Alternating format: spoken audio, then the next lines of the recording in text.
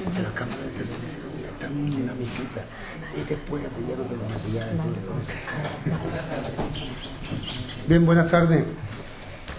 En primer lugar, agradecer a los jóvenes investigadores que tengo aquí a mi diestra la intención y bueno, y aquí en hecho ya la ejecución, ¿no?, que va en marcha de haber aceptado esta invitación a participar en este segundo ciclo de jóvenes investigadores que organiza la Asociación Jerezana Amigos del Archivo, como sabéis.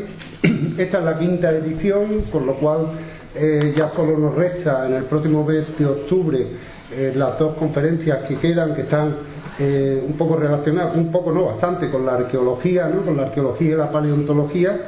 Y bueno, y en este caso pues tenemos como cierre ya prácticamente de la actividad, ahora que empieza el periodo estival, ¿no?, tenemos este cierre con David Caramazana, que lo tenemos aquí a mi derecha, y con Alejandra Valdivieso Morquecho Guerrero,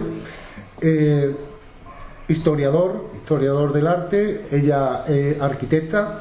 Y bien, pues bueno, son jóvenes, tienen un currículum, a pesar de su juventud, ya bastante extenso, con lo cual denota que han entrado por la vía directa en lo que es la investigación después de sus correspondientes cursos universitarios. Es más, han partido esas investigaciones aún siendo estudiantes, es decir, en la línea, ¿no?, de quien quiere viajar en este mundo de la investigación tiene que empezar desde la propia carrera, desde la universidad. Ellos lo han demostrado. Y bien, son dos temáticas totalmente distintas, aunque tienen su nexo de unión, evidentemente, ¿no? En primer lugar, hablaros de David. David es graduado en Historia del Arte por la Universidad de Sevilla y también tiene un máster de estudio avanzado en Historia del Arte que recientemente, ¿no?, o estás a punto de terminarlo. Publicaciones científicas, aunque sea una persona joven, tiene algunas de cierta importancia y relevancia. Y lo digo por la lectura que yo he hecho de ellas, ¿no?, aún no siendo mi especialidad, como ustedes saben, pero me gusta leer y saber un poco lo que hacen mis compañeros historiadores en otras ramas de la historia, como en este caso la historia del arte. Y por otro lado también no solo destacar el número de publicaciones, sino los sitios adecuados, ¿no?, donde las tiene, en revistas de bastante interés para la difusión de lo que es el conocimiento histórico de los estudios que parten de la investigación en este mundo de la historia del arte que él toca, ¿no? Otra cosa que me congratula con él es que se le ven los archivos, ¿no?, evidentemente de donde se nutre y de un poco es también la interconexión que tiene con nuestra asociación. Yo a él lo he conocido en el archivo y él me ha conocido a mí allí, ¿no? Eso denota, nos conocemos precisamente porque él va a hacer uso de la fuente, de las maravillosas fuentes documentales, ¿no?, que tiene el Archivo Municipal de Jerez, y que sin duda pues él le saca un partido que nadie le saca, como el resto de los compañeros que tocan también estas materias, ¿no? Deciros, para terminar, porque por supuesto tenéis que escucharlos a ellos más que a mí, ¿no?, deciros, por informaros, ¿no?, que sus líneas de investigación preferentes están dedicadas a la cultura vasco-medieval, renacentista y barroca andaluza, parece ser que en primer orden, ¿no?, en el orden que le ha puesto, a la cultura visual de los promotores eclesiásticos de la Baja Edad Media y a la arquitectura gótica en Andalucía. O sea, tres campos de trabajo ambiciosos, pero bueno, que le queda mucha vida por delante, y las fuentes documentales hasta ahora no han dado su agotamiento, ¿no? Todavía hay mucho que sacarle y le tienen que echar muchas horas de estudio y dedicación. Pues bien, gracias por supuesto por estar aquí con nosotros. Para nosotros es un honor, ¿no?, que estéis aquí, personas tan destacadas, jóvenes pero destacados en este mundo de la investigación, y la asociación se siente muy orgullosa, lo digo por los dos, ¿no?, de teneros con nosotros. Alejandra la conozco menos, la conozco de algunas relaciones que hemos tenido alguna vez aquí con la asociación y conozco menos su temática, pero deciros que es arquitecta por la Universidad de Sevilla desde 2013. Posteriormente realizó un máster de Arquitectura y Patrimonio con la Universidad de Sevilla, en colaboración con el Instituto Andaluz de Patrimonio Histórico y el Patronato de la Alhambra del Generalife. Es decir, ella se ve ya tanto en su elección de máster y en el trabajo posterior, ¿no?, que ya tiene tendencia a abrir campos de trabajo dentro de lo que es no solo el mundo de la arquitectura, sino dedicado al patrimonio, ¿no?, que yo creo que bueno, es algo de agradecer por parte de los historiadores, ya que esa conjunción de historia y arquitectura, de una vez por todas, tiene que ser fluida y no tiene que ser siempre, pues digamos, de tipo anecdótico. Pocos arquitectos todavía se dedican a esta fusión, a trabajar con historiadores, ¿no?, para reconstruir ese pasado desde los dos puntos de vista, desde la historia y desde el estudio de la arquitectura, que forma parte de la vida del hombre, y con lo cual, pues bueno, me congratula, ¿no?, que esté trabajando con nosotros, ¿no? Con nosotros me refiero con las materias históricas y destinando tus trabajos de arquitectura a eso. Deciros, no veo por aquí, creo que tienes pocas publicaciones todavía. Sí, publicaciones. Sí, que tengo pocas. No tengo. Tienes pocas, bueno, pero estamos en ello, ¿no? Evidentemente, ahora tiene una garantizada con nosotros, ¿no? Como ustedes saben, todas estas conferencias se van recogiendo, pasan a un segundo nivel de reconocimiento de esa publicación a través de la Universidad de Cádiz, que es donde se va a publicar. Hay unos coordinadores y hay una dirección técnica, que es Lola Lozano y Jesús Anguita, con lo cual, quiero decir, las publicaciones, una vez que se le dé el visto bueno, han pasado ya por una serie de garantías, ¿no?, que hacen posible que hacen que esas publicaciones puedan ser llevadas a cabo y ejecutadas en esta publicación que tendremos posiblemente para el mes de octubre, no lo sé, Pepe, eso no lo sé, las fechas no me acuerdo muy bien. Cuando las publicaciones van a ser a primeros de 2019, sí, es cierto, por una razón de no haber recibido adecuadamente los trabajos y demás. Y yo poco, porque ellos tienen cosas muy interesantes de que hablar, y yo me callo porque si no Pepe me riñe. Y bueno, si tú te quieres venir ahora un momentito allí, dejamos a David.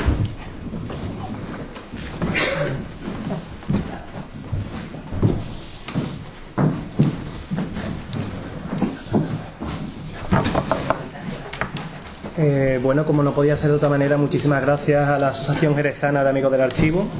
En el trabajo que yo presento como iniciación a un contexto que es bastante complicado, que llevan produciéndose investigaciones desde los años 60, 70 aproximadamente, con bastante puntería, tanto en cronología como formalismo, historia artístico, como concepto histórico de contextos. Ahora mismo estamos en un panorama de una nueva metodología que se avanza desde la historia del arte. Sería la metodología de la cultura visual. Esta metodología también se está en continua comunicación con el campo de la antropología. Para los historiadores del arte actualmente existe un debate de hasta qué punto sirve nuestra disciplina, tanto por los estudios de arquitectura, de arqueología de la arquitectura sobre todo, han elevado un panorama muchísimo más ambicioso a los contextos que podemos sacar de los edificios, con lo cual han puesto en el punto de mira esos análisis formales que aparecían desde el punto de vista histórico-artístico, que eran un tanto vagos, también propios de la época, todo hay que decirlo, pero en esa especie de multidisciplinar que se están creando los equipos, se está viendo cómo la historia del arte tiene un nuevo camino que coger. Y en este caso, posiblemente este tipo de trabajo, que es el que yo intentaría aquí empezar a lanzar una especie de conclusiones, no son, por supuesto, determinantes. Me interesa que se entienda que es un campo de ebullición ahora mismo. Tenemos que unir filosofía, tenemos que unir antropología, historia del arte, por supuesto, y también el campo de la arquitectura. Con lo cual, he preparado un índice básico, también adaptado para todo el público, para que podamos acercarnos a este fenómeno. Por supuesto, no quiero ser muy extenso en esa introducción, pero sí que tenemos que dar algunos patrones de conocimiento ante las mariologías, que sería una de las partes importantes del contexto de aculturación entre los reinos cristianos y los reinos islámicos. Y me centraré en la producción que he analizado en este artículo, que en principio puede parecer ambiciosa, pero tenemos bastantes publicaciones que nos ayudan a comprender bien. Tanto podemos apuntar promotores, podemos apuntar algunos artistas, y podemos incluso avanzar en el concepto estético que aparece en Europa y cómo Jerez está a la vanguardia o a la deriva de esta serie de cambios. Y por último, como decía, unas primeras conclusiones que me atrevo a ir lanzando, porque esto interesa también que se ponga en debate y que aparezcan nuevas preguntas y que aparezcan intereses desde otros campos. Como estoy comentando ahora mismo, el fenómeno tiene una complejidad que a priori ha parecido sencilla, ¿no? Leemos la seguridad de esos textos de José Hernández Díaz, por ejemplo, o de Hipólito Sancho, que con mucha sabiduría afinaron muy bien. Pero claro, todo es matizable. Después de 40, 50 años empezamos a matizar conceptos que esa seguridad se va desmoronando un poco. Entonces podemos analizar fuentes artísticas, que es la propia obra de arte. Tenemos que entender el documento artístico como un hecho concreto, un dato.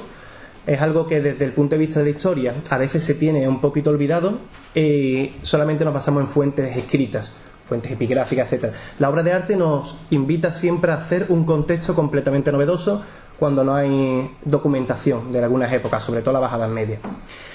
Esos métodos que aparecen en la historia del arte, pero que tenemos ya en todos los investigadores de los campos del pasado, de los estudios del pasado, sería la metodología formalista, la iconográfica y la cultura visual, como digo, que es una especie de compendio de cómo era la visualidad de la época, qué tipo de intereses había, por qué se hacía de una manera una obra y no de otra.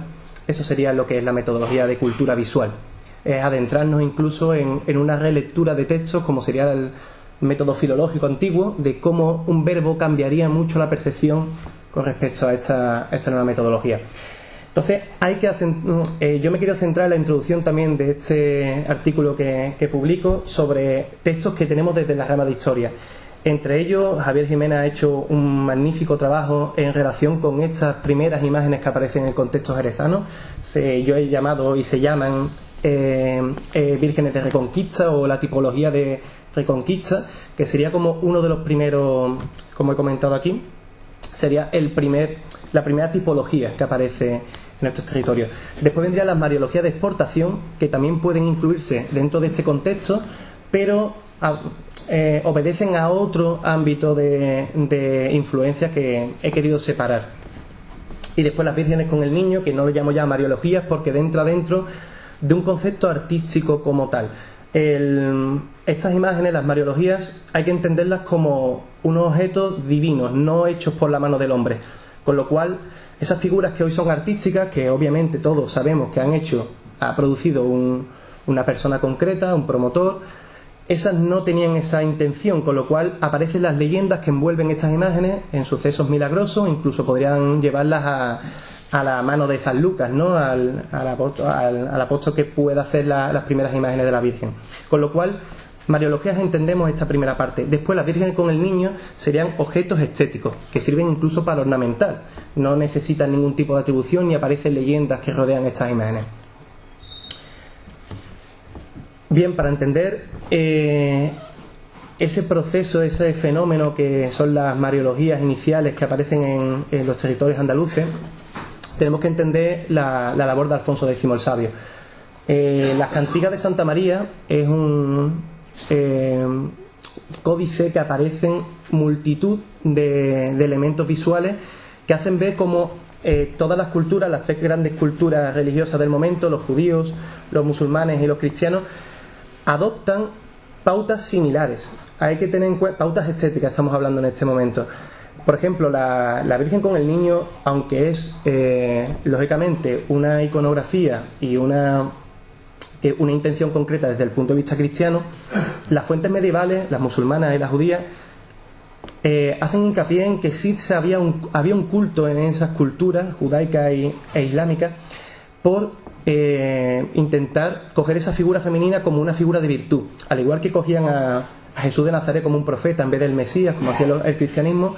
La Virgen era entendida como una figura femenina de virtud, con lo cual tal vez esa imagen que aparece en el siglo XIII aproximadamente, finales del XII, en las portadas de las fachadas de catedrales góticas, que intentan traer un tema amable, como es la Virgen con el Niño, como intercesora, puede ser un camino de comunicación entre estas culturas. Intentarían, a través de esa imagen, hay algunos autores que opinan un poco más, estoy acordándome de un autor de apellido Salvador, que intenta incluso decir que ponen esas imágenes o ascriben a las advocaciones de las principales mezquitas alhamas a la Virgen en vez de a Cristo, por no tener un encontronazo fuerte con esta cultura que están empezando a imponerse. No es totalmente cierto, porque sabemos que la Colegial de San Salvador, por ejemplo, tiene esa vocación. El caso es que Alfonso X intentaría transmitir ese gran culto que sabemos que profesaba. Incluso en las propias miniaturas de las cantigas de Santa María aparecen constantemente, no sé si, bueno, me imagino que lo estáis viendo todos en la zona superior, emblemas y heráldicas que tienen que ver con esa Virgen con el niño, con lo cual es una de las primeras imágenes que se llega incluso a entender como un contexto cultural. Aparece dentro de cuestiones de rituales litúrgicas, rituales musicales. Entonces, acercándonos al ámbito que nos interesa, la reconquista del sur andaluz, tenemos que hablar primeramente de cómo Jerez tiene siempre esa vinculación con Sevilla. Está siempre en eterno contacto a lo que pasa en Sevilla, y hay veces que los patrones estéticos o las ayudas en que existe una evolución diferente en algún tipo de arte. Estoy ahora mismo recordando el arte arquitectónico en piedra, que se empieza a producir en el siglo XIV, teniendo un panorama tal vez interesante todavía por investigar de hasta qué punto los canteros jerezanos están haciendo un tipo de tradición arquitectónica en piedra que ayuda a que Sevilla inicie su andadura en piedra.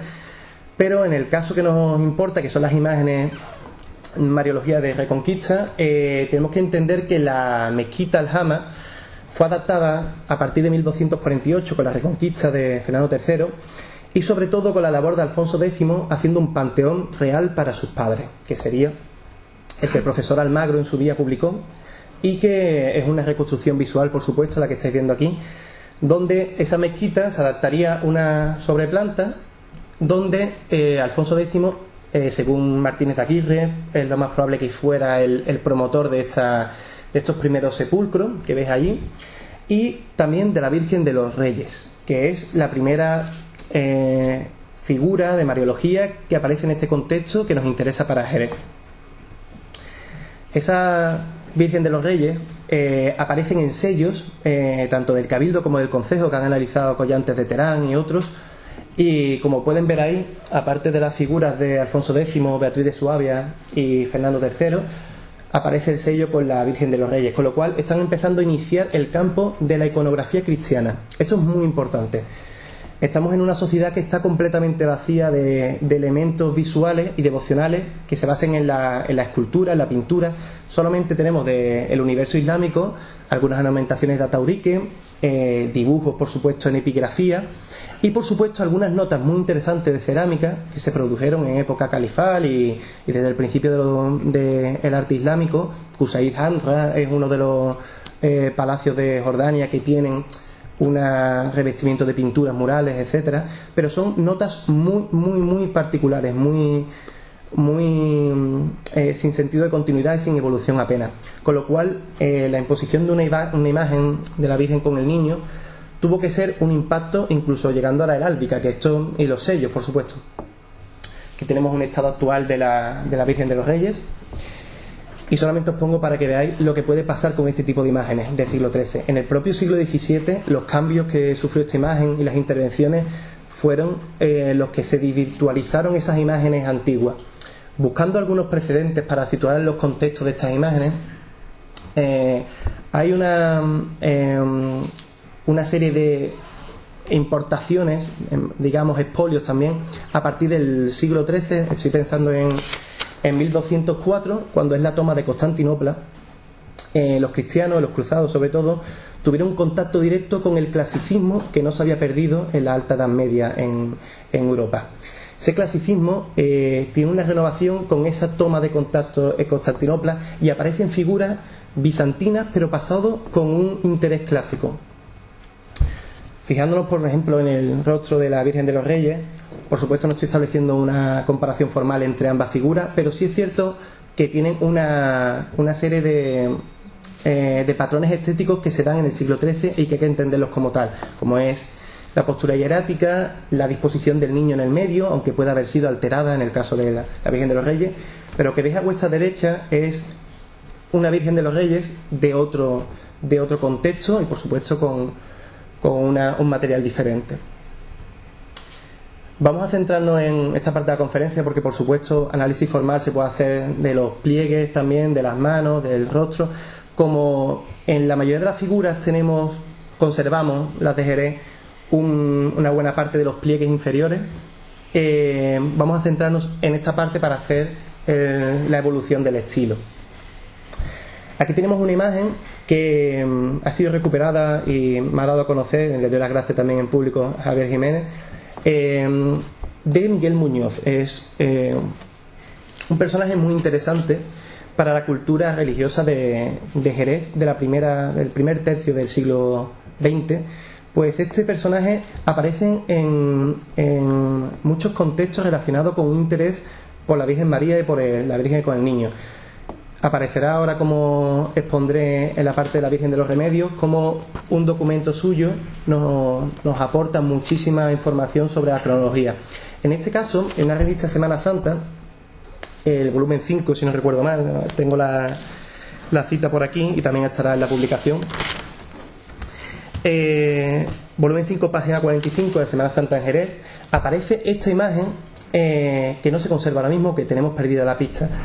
Sin duda es una de las primeras imágenes del siglo XIII que, si la encontrásemos en el estado que vemos en la imagen, sería muy interesante para saber que Jerez, aparte de una referencia que tenemos a una imagen de Virgen con el Niño en el Alcázar perdida, no sabemos si pudo ser esta, es especular demasiado. Esta imagen es propia de las que Alfonso X el Sabio estaría trayendo en las tomas de posesión de las ciudades, con lo cual el hecho de que exista esta foto en Jerez invita a tener un panorama todavía por delante interesante para futuras investigaciones desde el campo de la historia del arte, etc. Analizando las cantigas de Alfonso X el Sabio, es muy evidente la relación formal. Estamos hablando, por supuesto, de dos estilos artísticos distintos, la miniatura y la escultura, pero es imposible no reseñar. Desde la misma imagen ya nos da una visión de cómo era el clasicismo del siglo XIII.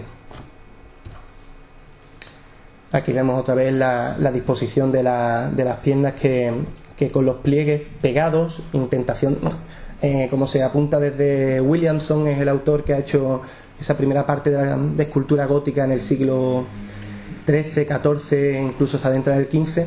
Dice que los paños mojados, una imitación de paños mojados, aparecen en esas primeras esculturas.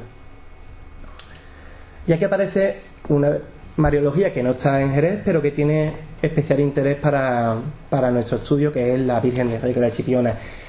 Casualmente no es del siglo XIII, pero sí que, como vemos en la misma composición de la figura, muchísimo menos alterada que las que vamos a poner en Jerez, incluso la Virgen de los Reyes, se permaneció esa estética de Alfonso X el Sabio hasta el primer tercio o incluso mediados del siglo XIV, con lo cual los modelos no se renovaron, como mínimo, por lo que sabemos ahora mismo en estos estudios, hasta la segunda mitad del siglo XIV.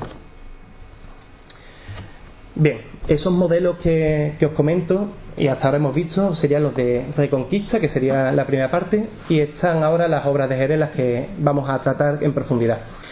La Virgen de la Merced, la Virgen de Guadalupe. Después entraremos en la parte de exportación, que serían Mariologías de exportación con la Virgen de la Consolación.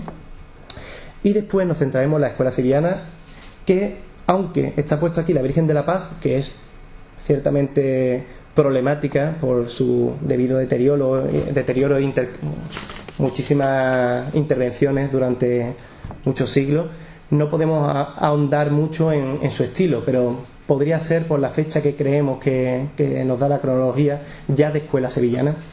Y después ya, eso sí, la Virgen del Pajarito, la Virgen del Concilio y la Virgen de los Remedios, que ya quiero apuntar que se podría denominar como la Virgen de Belén. Ahora os comentaré por qué. Breve, hacer un estilo para cada grupo en sí ya es problemático. Hacerlo en cada una de las imágenes sería algo más especializado, pero para que nos entendamos, en un gótico clásico serían los que perviven entre el siglo XIV y esa primera mitad del siglo XIII y primera mitad del siglo XIV. La exportación sería un gótico internacional, que se ha dado a entender como vírgenes bellas en otro contexto más acercado al mundo francés. En este caso la Virgen de Consolación es de escuela italiana, pero en todo caso sería siglo XIV, siglo XV en general, ¿no? Podemos avanzar hasta finales del XV incluso este gótico internacional. Y la escuela sevillana, en la que nos vamos a centrar, sería un gótico hispano-flamenco, que ya de por sí también esta terminología es problemática, ha sido discutida también desde los últimos escritos de Yarza y etcétera. Siglo XV, principios del siglo XVI. Empezamos con la Virgen de la Merced. En principio, de por sí ya es problemático la propia construcción de los mercedarios y cuando se asientan en la ciudad. Los últimos estudios, también tengo que citar de nuevo a Javier, han ahondado en ese primer tercio, o por lo menos hasta la fecha de 1348, si no recuerdo mal, que es el testamento de una jerezana que cede, que da una manda para la obra de la construcción de los mercedarios. No sabemos si estaba en construcción, como bien también me ha comentado Fernando, pero sí es cierto que tenemos ya constancia con ese documento de que los mercedarios están asentados en Jerez con intención, o por lo menos la obra ya estaba hecha o empezando a hacerse. Antes de 1317, si no recuerdo mal, no debería de retrasarse esa construcción mercedaria, con lo cual cualquier ornamento, cualquier virgen como la de la Merced no puede haber estado antes de ese proceso.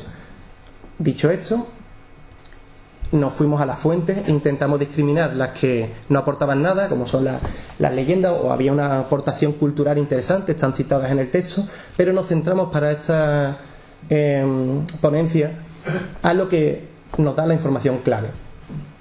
Os leo a Fray Pedro Chamorro, que dice: de escultura en madera hubo quien dijera que de azofaifo. Esto es un material azofaifo que tiende a oscurecerse con el tiempo, con lo cual explicaría el material y ese rostro negro de la Virgen de Merced o la Virgen de Regla, aparte de las últimas restauraciones que han podido ser con betún. Eso he intentado omitirlo. Con el niño, el aire de la ropa a la manera que nos pintan las imágenes para la Virgen con el título de la Antigua y la del Coral de Sevilla. Esto está recogido en un libro de la Juan de la Laza y Terry, pero pudo ser apropiado por un escrito anterior de Hipólito Sánchez Soprani, que es uno de los principales especialistas en esta materia. ¿Qué nos dice esta fuente? Nos da una información muy interesante. Este fraile vio cómo era la Virgen de la Merced en ese primitivo estado y la compara con la Virgen con el título de la Antigua y la Virgen del Coral de Sevilla. Por suerte conservamos las dos. Yo, como tengo una fotografía de la Virgen de la Antigua de hace relativamente poco, y os traigo solamente la Virgen de la Antigua para comparar esas formas que dice este autor que se parecían. El hecho en sí a un historiador de arte le valdría directamente para irse a esas imágenes, ver cuándo se hace la cronología de esas pinturas, intentar ver si la cronología de la Virgen de la Merced corresponde con esas pinturas. Cierto es que son pinturas además problemáticas de hacer la cronología. La Virgen de la Antigua pertenecía, como hemos visto, a la antigua aljama de Sevilla. Esa imposición del cristianismo y la ocupación de la mezquita, se hizo una catedral, pero no se intervino completamente como la catedral gótica que vemos en la actualidad. Esos primitivos pilares de la mezquita fueron utilizados para lienzos murales para colocar pinturas, entre ellas la Virgen de la Antigua. Pero la cronología no fue de 1248 los primeros momentos, sino que hay que retrasarla como mínimo al último tercio del siglo XIV o incluso posiblemente principios del siglo XV. Aunque, como digo, existe un debate todavía sobre quién pudo ser el promotor y demás. Existe un donante en la zona inferior, que es una mujer, que posiblemente sea la mujer de Fernando Antequera, no lo sabemos. Eso haría una fecha de 1416, pero oscilamos en esa cronología. Al compararla con la Virgen de Regla, en este caso, para poder ver la silueta del cuerpo, encontramos pocos relaciones estéticas, pero el simple hecho ese, comparado con lo que decía Fray Esteban Rayón, nos interesa reseñar un par de cosas. Según Rayón, dice: Alfonso XI entregó esta Virgen con el niño a la ciudad de Algeciras tras su reconquista en 1344. O sea, la Virgen de la Merced fue entregada por Alfonso XI en 1344 en Algeciras. Y nos cuenta: con la revuelta de 1369, un cristiano puso todo su conato en que aquella santa imagen no viniese a manos de infieles, y se puso con ella en camino para nuestra ciudad, la de Jerez, donde la recibieron por su patrona y abogada con el título de Nuestra Señora de la Merced, porque no sabían que se llamaba de la Palma, ni lo supieron hasta que después de muchos días se averiguó que era la misma que el rey Alfonso XI había puesto en la iglesia de Algeciras. La cronología de la pieza con el análisis formal invita a pensar que pudo ser una imagen que se trajo alrededor de 1350 y que quién sabe si puede ser esta la Virgen de la Merced. Lo que es seguro que no pertenecería al siglo XIII, y esta es la cronología que manejamos más segura para nuestra patrona. Solo podemos hacer análisis formal en el rostro. Ciertamente tiene algún tipo de relación estética con la Virgen de la Antigua, la pintura de la Virgen de la Antigua, la Virgen de los Reyes, pero no podemos avanzar mucho más debido a la desintegración del cuerpo inferior. Bien, pasando a la Virgen de Guadalupe brevemente, nos interesa solamente destacar el gran culto que tenía Alfonso XI también en esta Virgen. Posiblemente, la última publicación, que sería la de Pablo Pomar en 2014, ha tenido muy pocas publicaciones científicas esta Mariología. Nos dice que la tradición sería de este rey castellano, y además nos da una importante información. Dice que pudo ser una virgen de campaña. Estas vírgenes de campaña tenían una disposición de una especie de argolla colocada en la espalda para colocar a la grupa a caballo. Iban en el frente de batalla y eran uno de los objetos que aparecían tal y como si fuera una heráldica. Es curioso, pero hay que entenderla de esta manera. Por lo visto, según Pablo, parece que tiene esa argolla colocada en la espalda, y lo que nos haría virgen de campaña, con lo cual esas campañas de control del estrecho de Gibraltar, donde participó los reyes castellanos, entre ellos Alfonso XI, estaría esta imagen en esa llegada a Jerez. ¿Cómo llega a Jerez a la iglesia de San Lucas? Es un tema más complicado. He puesto las dos posibles versiones. Una es un poquillo más peregrina, diciendo que tenía una casa el propio monarca en la collación de San Lucas, y otra hace como una alusión a la leyenda de las campañas, con lo cual posiblemente en este contexto apareciera. Nos interesa mucho más ya pasar al segundo grupo, que sería el de la Virgen de Consolación y las Mariologías de exportación. Esta imagen ha sido analizada por varios historiadores desde el punto de vista científico, no solo desde publicaciones digamos de Semana Santa, etcétera, sino pasándonos a revistas que ahondan en su significado, su cronología. Y hay que tener en cuenta que ya Hipólito Sancho dio unas claves muy importantes. Fue en un manuscrito inconcluso que fue publicado por, entre otros, Esteve Guerrero, José Hernández Díaz, 1971 aproximadamente, creo que era ese manuscrito que se publicó, diciendo, por supuesto, que era inconcluso y que le debían como una especie de interés, pero nunca llegó a publicarse. Ya dio la cronología aproximada de la Virgen de Consolación, que correspondía al siglo XIV, pero la adelantaba en exceso, ¿no? Se basaba en una leyenda de un desembarco infructuoso en 1285, una marea que hizo que casi el barco se hundiera, etcétera, y apareció un tal Micer Dominico Adorno. Esta leyenda, bien trazada también por la historiografía, entre ellos Manuel Romero, ahondó en que su origen tiene el primer tercio del siglo XVI. Estaría esa leyenda rodando por el pueblo de Jerez. ¿Qué nos dice esto? yo tuve otro artículo que intenté ver qué pasaba con la promoción de estas imágenes jerezanas. Entonces puse las cuatro tipologías que yo creo más interesantes, entre ellas la tipología de las mariologías. La tipología de mariología tiene unos promotores muy complicados porque intentan dar un hecho divino a ello, con lo cual no aparece ni el posible artista e intentan disipar también al promotor.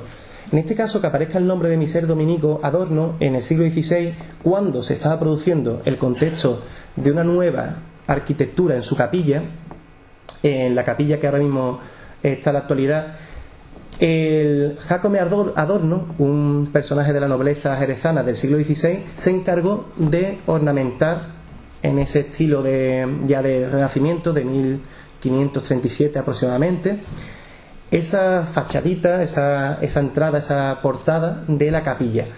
Con lo cual, ¿quién nos puede decir a lo mejor que esa idea de la leyenda quiso vincularla a su familia y se apropió del espacio ritual Adorno, Jacome Adorno, que sería Adorno también el de la leyenda? Incluso el nombre de Dominico hace referencia a los frailes dominicos de la propia orden, con lo cual tiene un sentido un tanto antropológico que podría explicar cómo apareció esta leyenda. Lo que nos interesa en este momento es ahondar sobre la cronología. Existe una última publicación, entre ellos está un historiador jerezano, Aguayo. Este hombre con otro investigador han sacado otro manuscrito de Hipólito Sancho sin concluir. El mismo manuscrito aporta pocas novedades con respecto al anterior, pero sí es cierto que tiene un apunte estético muy interesante de Hipólito Sancho. Nos dice que esta imagen se parecía mucho, o tiene una vinculación muy clara, con la Virgen de Nino Pisano, que todavía conservamos en la actualidad. Pero Hipólito Sancho, no sabemos si porque el manuscrito estaba inconcluso, quiso decir que todavía esa imagen pertenecía a 1310 como muy tarde, entre 1290 y 1310, que está el prior de Santo Domingo, un tal Robledo. Según Rayón, este tal Robledo no fue el primero, sino fue el segundo prior, con lo cual no sabemos si la cronología podría corresponder a una fecha diferente, pero lo cierto es que esa cronología es totalmente equivocada si nos centramos en la Virgen de Nino Pisano, que tiene fecha final de elaboración 1350. Si la obra maestra que veis a vuestra derecha de Nino Pisano tiene una cronología de 1342-1350, es difícil de que aparezca una obra como la de la Consolación en Jerez antes de 1342. Pero aún, si no fuera suficiente esto, la propia referencia que nos da Uwe Guess, un autor especialista en escultura de Baja Edad Media en Italia, nos dice que es la primera iconografía de Virgen de la Leche en Italia. Para mí no hay duda de que la imagen de Consolación sería posterior a esta imagen. Además, el propio sacado de puntos, que sería una técnica de escultura, la obra maestra italiana presenta unos 89 centímetros aproximadamente, y casi la mitad sería la obra de Consolación que tenemos en Jerez. Eso sería propio de imágenes de exportación que salían de los talleres de Génova, Florencia, y que, además de presentar en otra disposición la posición del niño, nos hace ver que el sacado que se hacía en técnica de espejo, el sacado de puntos, nos invita a pensar en eso. Además, el material es diferente, no es mármol, es alabastro. Es una típica imagen que se saca de una obra maestra. De hecho, en los análisis que hemos visto antes con el análisis formal de la Virgen de la Antigua, presenta una similitud tanto en ropajes como esa decoración de oro en los laterales y esa especie de utilización del blanco como propio color del cuerpo. He querido sacar también cómo esta técnica puede ser muy parecida a la obra de Consolación, pero puede ser completamente diferente. Aquí veis un sepulcro bajo medieval, sería el sepulcro de Diego de Anaya, donde uno de las iconografías que se disponen en él es un calvario donde, sin duda, ha copiado la obra maestra de 1260 de los pisanos en los talleres de Siena, ¿no? Este es el púlpito de Siena. Esa relación de obras con Italia estaba a la orden del día. Simplemente quería ahondar un poco más en nuestra Virgen de la Consolación.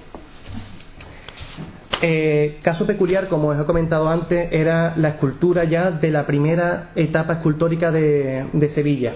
Es muy complicado el trazar qué obras estaban haciendo antes de 1450, pues prácticamente la escuela sevillana se toma como inicio a Lorenzo Mercadante Bretaña, a su estancia en Sevilla alrededor de 1454.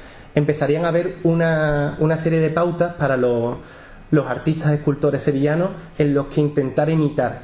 Antes de esa fecha es complicado entender que se asentaran talleres, pues solamente la Catedral de Sevilla, al calor de esa construcción inmensa que necesitaría de mucho ornato, tanto en las partes de portadas exteriores como en ornamentación interior, hasta Mercadante Bretaña 1450, bueno, en este caso 54, si queréis el dato concreto, no podríamos extender hacia atrás eso. Pero aquí en Jerez aparece en un contexto cronológico de 1460 la Virgen de la Paz, de San Marcos. Esta Virgen está casi imposible de también hacer un análisis formal, como pasa con la Merced. Solamente el rostro nos permitiría intentar apuntar a algún tipo de taller. Lo cierto es que solamente tenemos que son las fuentes históricas las que nos dicen que a partir de 1460 hasta 67 hubo una junta, una intención de... Había una lucha de bandos muy importante desde 1445 en adelante con respecto a Juan II. El final del periodo con Álvaro de Luna fue muy intenso. Entonces esa lucha de bandera entre varios nobles de la época, Sevilla y Jerez tuvieron esa lucha de bandos, y los guzmanes intentaron aplacar las aguas, y parece ser que la Virgen de la Paz aparece en este contexto en San Marcos como una de las imágenes que se citan. Como fecha post-Quem podría ser 1460, pero es muy difícil analizar más esta figura. Muy diferente es el caso de la Virgen del Pajarito.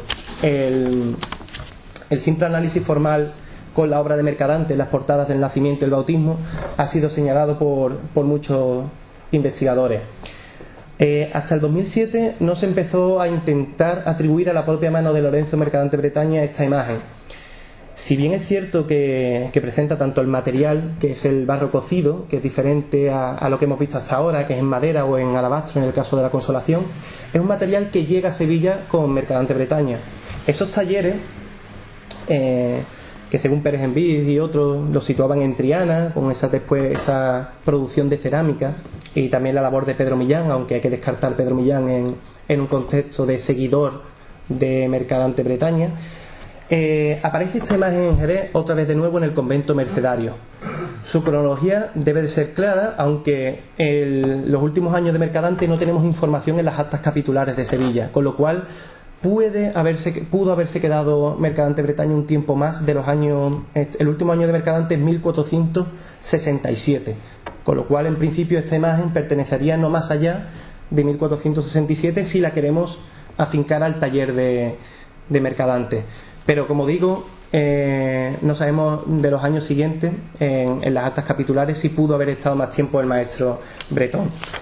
En la última publicación de Teresa Laguna ha sido muy interesante el pormenorizado análisis, aunque para divulgación en España es complicado porque está en inglés, pero si os entretenéis un poco en leerlo detenidamente, la imagen del Buen Fin presenta unas características muy similares a la obra jerezana.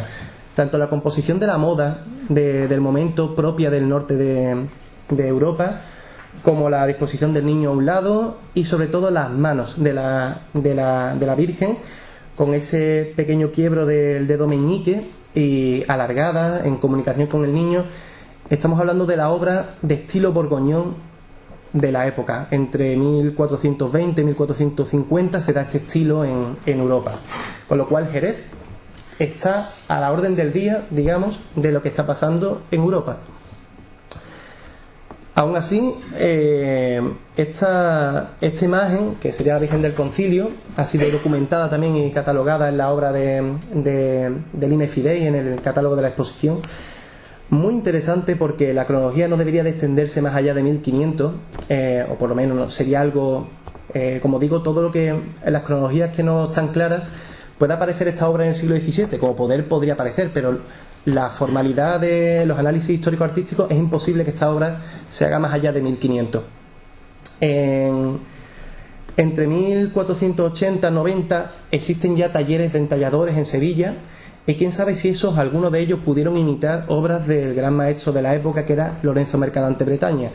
Esta imagen, que es de una calidad artística discreta, no podemos de ninguna de las maneras acercarla a la obra o incluso no podemos acercar ni al taller de Lorenzo Mercadante Bretaña, pero sí que a la escuela sevillana seguro, sin duda no puede ser de obra de Jerez, porque los talleres de entalladores en Jerez no se tienen noticias hasta 1540 aproximadamente. Bueno, 1522 empieza a haber constancia de Francisco Heredia, pero hasta los 30 no hay un taller jerezano con posibilidad de cubrir esas necesidades escultóricas. Con lo cual, como testimonio de que aparezca en Jerez esta imagen, que sería que en la capilla de la Estera, en la iglesia de San Dionisio, Fernando López, en su escrito también de análisis del gótico mudéjar arquitectónico, dio unas pinceladas sobre esta posible imagen, de que perteneciera a un retablo de en torno de esa construcción de 1430 de la capilla. Por supuesto no correspondería a esta imagen, pero quién sabe si hubo una dotación de un retablo a finales del siglo XV que pudiera pertenecer a esta imagen de la capilla de la Estera. Y por último quiero detenerme en una de las imágenes más interesantes que tenemos en Jerez, que por desgracia está a la intemperie y que merecería reconsiderarse que pasara al museo, o que hubiera una conservación de ella muy determinada y muy especializada. Se trata de la Virgen de los Remedios, que está en la capilla de los Remedios, que hay muchos historiadores, tanto jerezanos como sevillanos, que la mencionan diciendo que es borgoñona, diciendo que es una imagen francesa, pero no ahondan en dónde pudieran estar el promotor o el artista que estuviera detrás de esta imagen. No tenemos apenas documentación, pero sí, aludiendo a las fuentes de nuestros cronistas. Primero os digo la información que yo me encontré cuando hice el trabajo final de grado en 2014 y que he vuelto a revisar ahora con las últimas publicaciones. Manuel Esteves, en 1952, refirió la posibilidad de que la imagen proceda de la iglesia de San Mateo, colocándose en el sitio que hoy ocupa a principios del siglo XX. La ermita de los Remedios es del siglo XVI, con lo cual tenemos que intentar ver qué pasó con esa ermita, cuál fue su evolución constructiva, para ver qué pasaba con esa imagen que no corresponde al siglo. Es muy difícil que corresponda más allá de 1520 esa imagen, con lo cual cuál fue las dotaciones que había en esta ermita y qué pasó en el entorno de San Mateo durante el siglo XV, que son los dos siglos que barajábamos para esta imagen. Entonces vimos que tras la revolución de 1868, en el 98, en el siglo XIX a finales, se hizo cargo del edificio la Congregación de la Adoración Nocturna, intervinieron en el edificio Rafael Esteves entre 1902 y 1912. En este contexto pudo haberse colocado esta imagen. Miguel Muñoz nos da una pista muy interesante para ver de dónde pudo proceder esta Virgen con el Niño. Nos cuenta una imagen bastante mediana, tallada en piedra, que representa a la Santísima Virgen cubierta con un peplum o capa de broche, teniendo a su divino hijo en los brazos. Su advocación es de Belén y estaba en la hornacina de la puerta de este convento, de los mercedarios del entorno de San Mateo. Dice, hoy se halla en San Mateo, para la fecha de 1920 aproximadamente, hoy se halla en San Mateo, capilla de Nuestra Señora de la Cabeza. Con lo cual, esta imagen, cuando se estuvo dotando y ornamentando esta ermita de los Remedios, pudo haberse trasladado de ese antiguo convento mercedario que estaba en la fachada y que correspondería con una imagen de finales del siglo XV. intentando adentrarme en la estética de esta imagen, he encontrado una tipología muy clara en el mundo flamenco que se llama la poupées malinaises, muñecas malinesas, que se producen en el entorno de Ámsterdam, Haarlem, toda la zona del norte de los Países Bajos. Y sobran las palabras para decir la vinculación estética. Es verdad que una es de obra en madera, la otra es en piedra, pero tanto para la composición de los plegados, el rostro de la imagen, la disposición del niño en el otro brazo en vez del izquierdo, que no tiene por qué significar nada, pero aparece en la imagen, y sobre todo la disposición de la mano de aguante del niño, refieren una obra que o bien ese artista estuvo en contacto con el mundo flamenco o bien tuvo una procedencia de ese camino, vino desde Flandes, desde la zona de Ámsterdam posiblemente, que es donde se da esta iconografía, y aparecen en el tono del Reino de Sevilla. No podemos decir que se afincara en Jerez, por supuesto, pero las dotaciones de los monasterios en Jerez vienen casi siempre de Sevilla. Como digo, la imagen está un tanto maltrecha y convendría hacer una restauración y, por supuesto, un estudio de la piedra, un estudio arqueológico de qué tipo de material pétreo es, porque a simple vista no parece de la Sierra de San Cristóbal.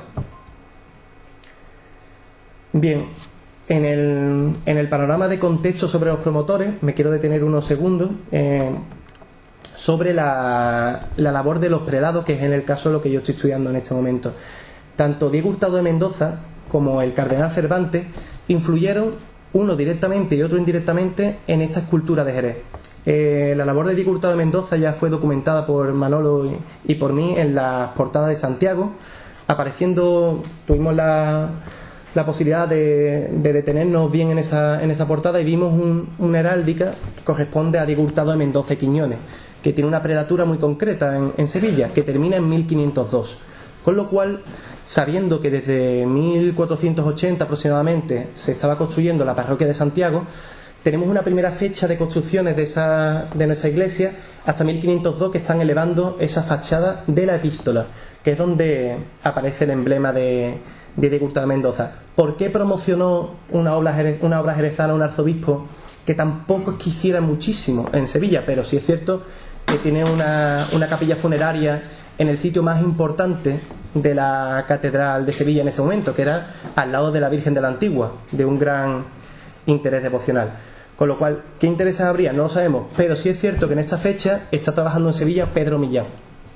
Pedro Millán, que carece de estudios centrados en su obra, posiblemente puede ser, según una firma que aparece en las portadas del Nacimiento y el Bautismo, Pere Millans, un artista aragonés, un artista del entorno de Barcelona, que no sería extraño después de que Lorenzo Mercadante Bretaña tuviera una primera estancia en Aragón, y sin duda arquitectos de la segunda mitad del entorno de 1450 como Antoni Dalmau, que venía de Aragón, aparecen por Sevilla, con lo cual el entorno de Aragón, que supone la vanguardia de la península ibérica en este momento por el contacto con Francia, pudo venir Pedro Millán en este contexto, y quién sabe si pudo hacer alguna obra para Lorenzo Mercadante, para el arzobispo Diego Hurtado de Mendoza. La incluyo como virgen, no entra dentro de Virgen con el Niño, esta anunciación que aparece en esta fachada de esta portada de Santiago, como digo, que está muy deteriorada, pero como nos vamos a centrar en esta ponencia sobre los paños, vamos a hacer un análisis con la obra de Pedro Millán, una virgen que está ciertamente atribuida a Pedro Millán, y sin duda que está en la Catedral de Sevilla. Su disposición de pliegues de paño es diferente a la de Mercadante Bretaña, y también es diferente a la Virgen de los Remedios que hemos estado comentando antes. En un breve esquema que os he colocado aquí, por supuesto, los estilos tenemos que utilizarlos con cuidado. El estilo gótico de Borgoña lo representaría Lorenzo Mercadante Bretaña, y como veis, esos pliegues, no sé si podéis ver bien la parte superior. Vaya, pues si no, después lo podemos ampliar, ¿vale? Son prácticamente los mismos tipos de pliegues en esas ondulaciones que hacen doble pliegue en la zona inferior. La disposición de las muñecas malinesas que os he comentado, que sería la Virgen de los Remedios, de tipología flamenca, tiene una caída de paño en sentido en V diferente y además dejan el calzo derecho, como veis ahí, también en la disposición de la figura, pero sobre todo son pliegues mucho más largos y con menos drapeado, menos intereses de claroscuro. Sin embargo, la obra de Millán, que sería el prototipo de hispano-flamenco, tiene un drapeado mucho más serio, mucho más inciso, que saca un contraluz, que lo podéis ver tanto en la obra de nuestra parroquia de Santiago, en esa Anunciación, está en un lado la Virgen, en otro lado el Arcángel. En el caso de la Virgen, que es el que nos interesa, saca también la parte del pie a la derecha y tenemos un drapeado mucho más inciso que cubre incluso la propia ménsula de apoyo o el pedestal. Es complicado analizar o por lo menos detenernos en que Pedro Millán pudo venir a Jerez y hacer estas obras, pero lo cierto es que el taller de Pedro Millán puede estar detrás de ello por la disposición del Arcángel, como entendimos Manolo Romero y yo. Terminando, ¿qué nos invita a hacer este panorama o qué balance podemos hacer por el momento? Esas primeras conclusiones, solo tenemos ya encuadrado a Jerez como que es una ciudad muy importante, un centro secundario que estuvo en comunicación directa con Sevilla y que además participaron en el contexto arquitectónico muchos de los maestros que están haciendo obras en Jerez, con lo cual la influencia directa pertenece a esta vanguardia que aparece en Jerez en cada momento. Los promotores hemos intentado lanzar algunas ideas, algunos son más claros, como es la obra de Alfonso X, otros son más difusos, como quién fue la Virgen de Consolación, si fue la burguesía o fue el propio convento el que se puso en interés para adquirir esa pieza. Y los artistas, tenemos poca documentación, pero sí que tenemos alguna referencia a Lorenzo Mercadante Bretaña y la estancia de Pedro Millán o del taller en las obras que aparecen en Jerez. Incluso artistas de la talla como la Virgen de los Remedios, un autor que conoce perfectamente el estilo flamenco. Estamos hablando de una ciudad con intereses escultóricos importantes para abordar el siglo XVI, que es donde realmente se desarrolla esta escultura jerezana. Haciendo un breve repaso, Alfonso X estaría detrás de la Virgen de los Reyes, la Virgen de Miguel Muñoz. Alfonso XI estuvo con la Virgen de la Merced, Virgen de Guadalupe. La nobleza en la Virgen de Regla, que aparece detrás, si no me equivoco, los Ponce de León, y la Virgen de la Paz, que estaban los Guzmanes, aparecen en este contexto. No podemos atribuirlo exactamente, pero están dentro de esas primeras menciones a las vírgenes. ¿Pudo ser la burguesía la que estuviera detrás de la Virgen de Consolación? Siguiendo a Martínez de Aguirre, aparece un arte de mercaderes que él da nombre en todas las costas del Mediterráneo, donde aparecen obras que trastocan el concepto evolutivo del arte que tenemos todo el mundo en mente. Las Virgen del siglo XIII tendrían que ir poquito a poco llegando hasta la obra flamenca. No tiene nada que ver con lo que pasa en realidad. Aparecen obras de otro contexto por vía marítima que trastocan la vanguardia y suponen muchísimo más intereses a veces que obras como la Virgen del Concilio, por poner un ejemplo del siguiente momento. Sin determinar el tema de promotores, estaría la Virgen del Pajarito, la Virgen del Concilio y la Virgen de Belén. ¿Pudo ser el alto clero? ¿Pudo ser el clero menor de estos conventos? Está por ahí más o menos las preguntas que vamos a intentar contestar en el futuro. Y Diego Hurtado de Mendoza de Quiñones aparece con la anunciación de la portada de Santiago. Artistas, como vengo diciendo desde el principio, artistas castellanos serían sin duda los primeros de esa etapa del siglo XIII.